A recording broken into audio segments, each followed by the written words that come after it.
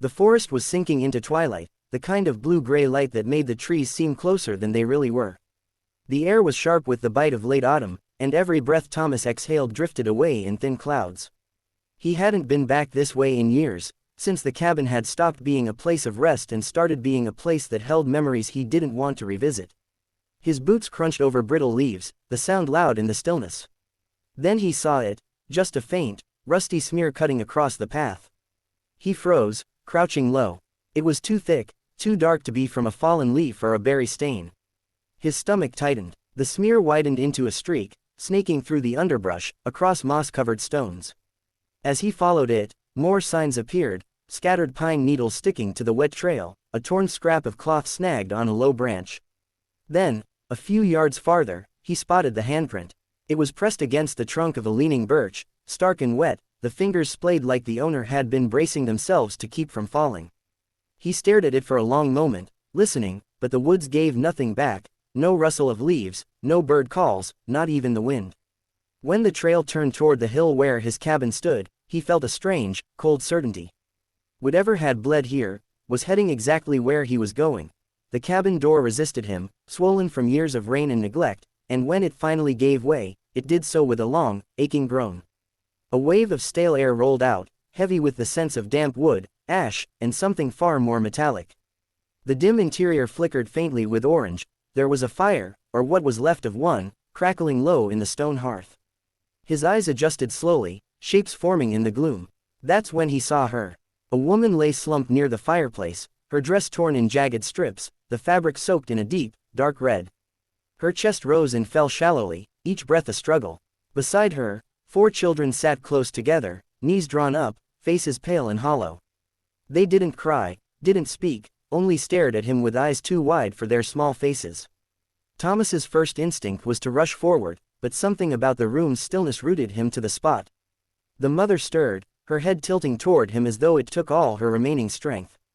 Her lips parted, and in a voice that was little more than a rasp, she forced out one word. "Run." The fire popped loudly, the sound far too sharp in the suffocating silence.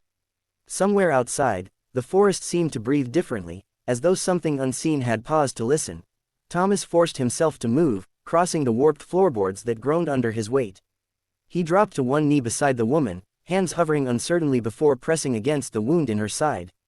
The blood was warm, far too much of it soaking through her clothes and now staining his palms.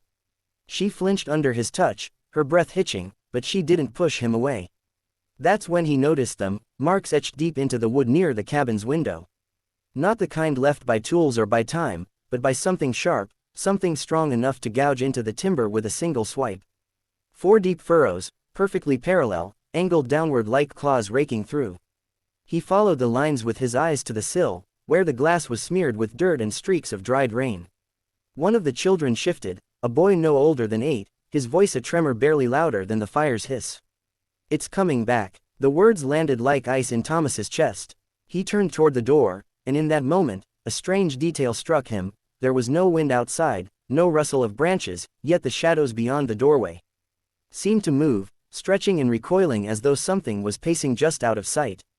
Glancing back at the trail of blood on the floor, his stomach knotted.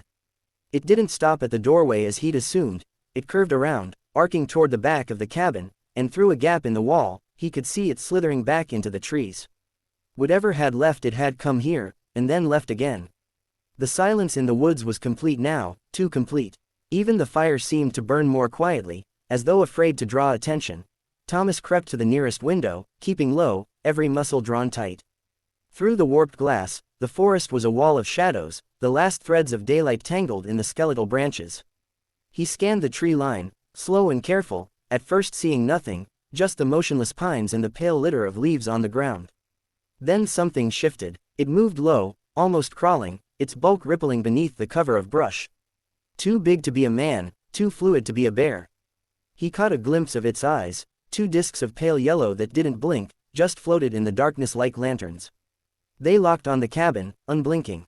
A slow, deliberate step forward crushed the leaves beneath it without a sound. Behind him, the woman stirred again, her breath rattling. He turned to her, ready to ask what had happened, but before he could speak, her hand shot out and clamped around his wrist with a strength that startled him. Her fingers were cold, but the grip was iron. Her gaze burned into his, urgent, desperate. "It's not after us," she whispered, each word drawn out like it hurt to say. "It's after you." The words hung in the air, heavier than the silence outside. He felt it then, not just the creature's gaze, but its presence, pressing against the cabin walls like a weight. A slow scrape of claws against wood slid down the far side of the cabin, and the children drew closer to their mother, their eyes fixed on him now, not the door. Somewhere in the back of his mind, Thomas realized the trail of blood might not have belonged to the woman at all.